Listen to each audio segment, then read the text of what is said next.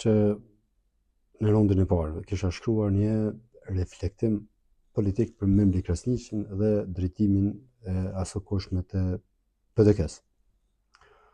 Në politik, suksesi nuk matet me fjalime apo me salla të plot, por me rezultatet reale në terren. Dhe zgjedhjet ndërnas kishin treguar se propozimi politik i kryetarit Memri Krasniqi nuk solli efektin që pritej. Ky ishte një sinjal i fortë që një parti që tradicionalisht ka pasur bazë të fuqishme aty, nuk e ka më.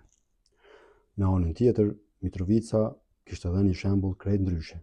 Një kandidat i ri, Arjan Tahiri, i promovuar me mençuri dhe qetësi nga Betri Hamza, arriti të performojë dinjësisht në raundin e parë.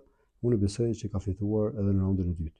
Kjo tregon se energjia e re dhe puna e ndërtuar mbi besueshmëri japin shumë rezultate se sa kalkulimet brenda rrethit të ngushtë partijak.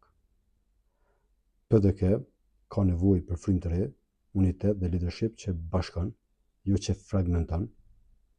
Dhe historia e partisë PDK na kujton se një udhëheqje fort ka Mitrovica, si ajo e Kadri Veselit, i dha energji dhe drejtim PDK-s deri në momentin kur ajo u ndërprej padrejtisht nga rrethonat që tashmë dihen. Prandaj, ndoshta, ky ishte momenti që Memri Krasniqi ka reflektuar thellë.